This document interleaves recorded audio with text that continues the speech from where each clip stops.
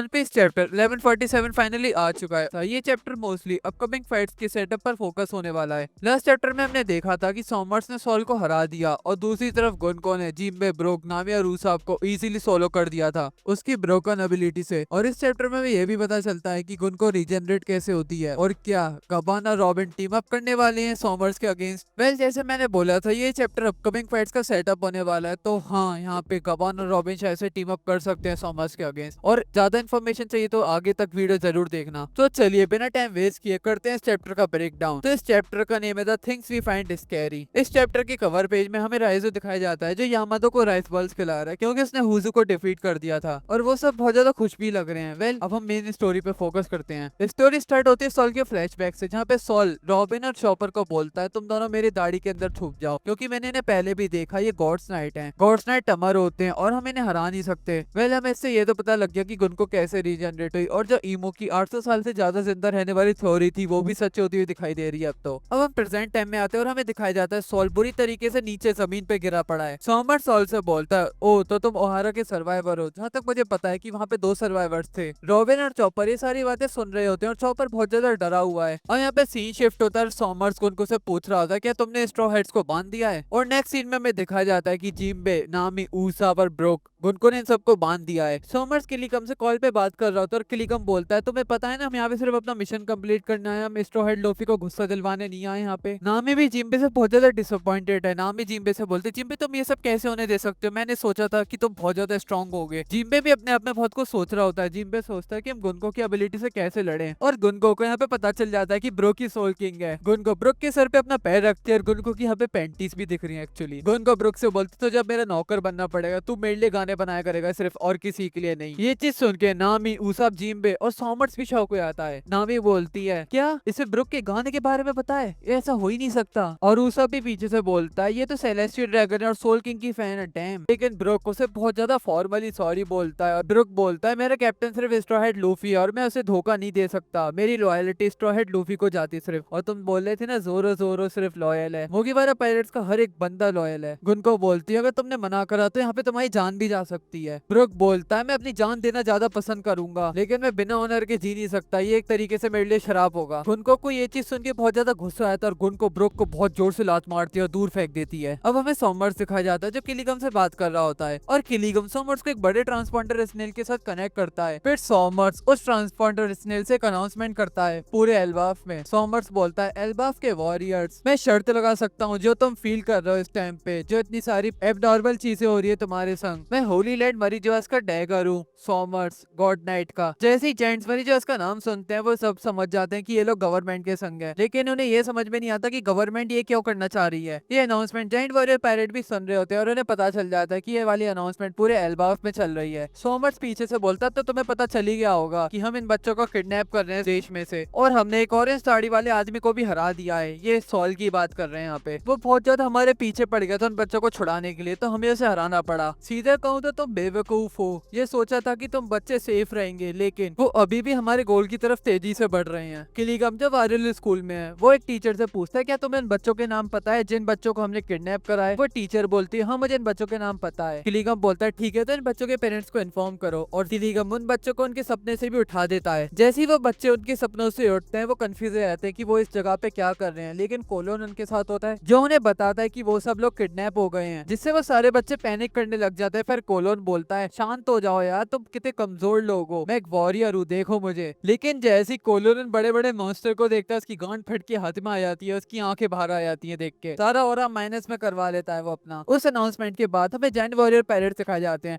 वो बोलते हैं कि हम इन बच्चों को रेस्क्यू करेंगे, लेकिन उनकी शिप पे एक मॉन्स्टर अटैक कर देता है। वो सब कंफ्यूज हो गए हैं कि किस टाइप का मॉन्स्टर है। एक जायंट वॉरियर पायरेट्स का बंदा बोलता है कि उसमें से उसकी वाइफ जैसी लग रही है उसे, और ये चीज देख के उस जायंट वॉरियर के पायरेट शॉक हो जाते हैं। वो सोचते हैं कि ये सिर्फ उन बच्चों के नाइटमेयर वर्ल्ड में से आ रहे थे, लेकिन असल में वो दूसरे जायंट वॉरियर पायरेट्स के भी नाइटमेयर वर्ल्ड में से आ रहे थे। एंड उस शिप पे सारे जायंट वॉरियर पायरेट की मम्मियां आ जाती हैं और वो सब डर गए हैं इस चीज को देख के। मम्मियों का मतलब उन मम्मियों के मॉन्स्टर जो उनकी नाइटमेयर वर्ल्ड में से आए हैं, और ये इस चैप्टर का टाइटल था व्हाट आई फाइंड स्कैरी। और ये सारी मम्मियां उन सबको ओवर पावर करने लग जाते हैं जिससे उनकी शिप गिर जाती है। अब हमें सॉम्बर दिखाया जाता है जो उनकी शिप को दूर से देख रहा होता है और वो हंसने लग जाता है। उसे लगता है कि कुछ स्ट्रॉन्ग डीमंस ने उन्हें हराया लेकिन उसे क्या पता उनकी मम्मियों ने उन्हें हराया है। और अब हमें दिखाया जाता है सॉमर्स जारुल से बात कर रहा है और वो नेगोशिएट करने की ट्राई कर रहा है यहाँ पे। तुम्हारा किंग हारल्ड तो मर चुका है, तो तुम ही हो एक एल्बाफ में जो अब किंग हारल्ड की जगह ले सकते हो, तो तुम ही यहाँ पे बात करोगे मुझसे। और अब सीन शिफ्ट होता है और हमें रिप्ले दिखाई जाती है और वो उनकी शिप दूर से देख लेती है जायंट वॉरियर पायरेट्स की, और वो थोड़ी चिंता में आती है। दूसरी तरफ सॉमर्स झारुल से बात कर रहा होता है। सॉमर्स झारुल को अपना गोल बताता है। सॉमर्स बोलता है तुम सब जायंट्स हमारे लिए बैटल में मदद करोगे, तुम हमारे लिए हथियार बन के लड़ोगे, और अगर तुमने मदद नहीं करी हमारी, तो जो तुम सब बच्चे देख रहे हो हम इनका अलग तरीके से यूज करेंगे। बिल्कुल मुझे इस बात का पक्का विश्वास है कि तुम ये सब सोच रहे होगे कि हम इन 10 बच्चों को क्या करेंगे और इन्हें कहाँ ले जाएंगे। और अब हमें एक एल्बाफ का मैप दिखाया जाता है जहाँ पे जो जो चीजें हो रही हैं और जहाँ पे जो लोग हैं उन सब का। स्टार्टिंग में यहाँ पे एक लाइब्रेरी दिखाई जाती है जहाँ पे प्रिंसिपल कीबा और आंगे है और वहाँ पे किलीगम भी है, और दूसरी साइड फ्रैंकी और रिप्ले का ग्रुप है जो जायंट वॉरियर पायरेट्स के बहुत ज्यादा करीब है। और बीच में एक रास्ता जा रहा है जहाँ पे सॉमर्स और गुनको है, और वहाँ पे मुगिवारा क्रू भी है जिसमें रॉबिन, चॉपर, सॉयल, जिम्बे, नामी, ऊसप एंड ब्रुक हैं। और उसके थोड़ी से आगे वहाँ पे 10 बच्चे हैं जिन्हें उन लोगों ने किडनैप कर रखा है। तो हमें वायरस स्कूल की लाइब्रेरी दिखाई जाती है जहाँ पे आंगे होती है। वो बताती है कि मेरे पास उन सारे बच्चों के नेम, वो उन बच्चों के नाम बताने लगती है। पहली बच्ची का नाम है यालवा, दूसरे का नाम है स्कादी, तीसरे का ओल, फिर चौथे का है कॉलिन, मग, रोनिया, पेन, जोहाना, पीजॉन, और वो नाम बताती है कोलोन जिससे गबान। और रिप्ले बहुत ज्यादा शॉक हो जाते हैं। गबान रिप्ले से बोलता है तुमने सुना रिप्ले,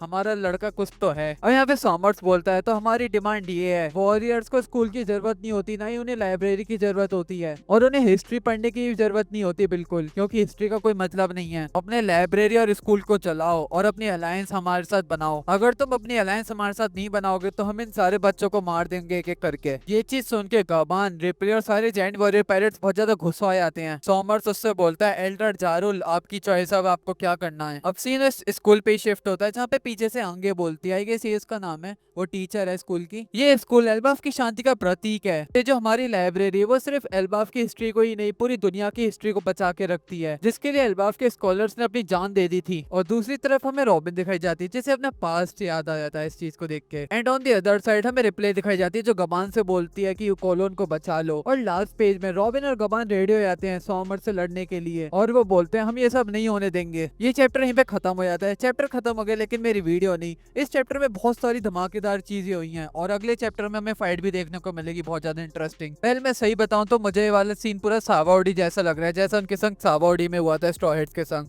वो पूरे सेपरेट हो गए थे। मुझे भी यहाँ पे ऐसे लग रहा है क्योंकि गॉड्स नाइट बहुत ज्यादा पावरफुल है। एक तो उनके पास इमॉर्टैलिटी है और उनके ब्रोकन डेविल फ्रूट्स, और सिर्फ गुन को नहीं आते स्ट्रॉ हेड्स को सोलो कर दिया। जिम्बे से मेरी थोड़ी उम्मीद लग रही थी लेकिन जिम्बे भी उससे नहीं लड़ पाया। बाकी के लूफी, जोरो और सांजी अगर लड़ने आते भी है तो वो कितनों को हैंडल कर लेंगे। वेल गबान की एज भी रेली जीतती है तो ये हम समझ सकते हैं कि इसकी भी हाकी वीकेंड हो गई है पहले से, और इसकी बॉडी भी पहले से वीक हो गई है। दूसरी तरफ रॉबिन, मुझे नहीं लगता कि रॉबिन के पास इतना चांस है सॉमर से जीतने का। वेल आगे जो भी होगा बहुत ज्यादा इंटरेस्टिंग होगा। अगर आपको ये वाली वीडियो अच्छी लगी तो make sure to like this video and subscribe the channel. See you on the next video. For now bye bye.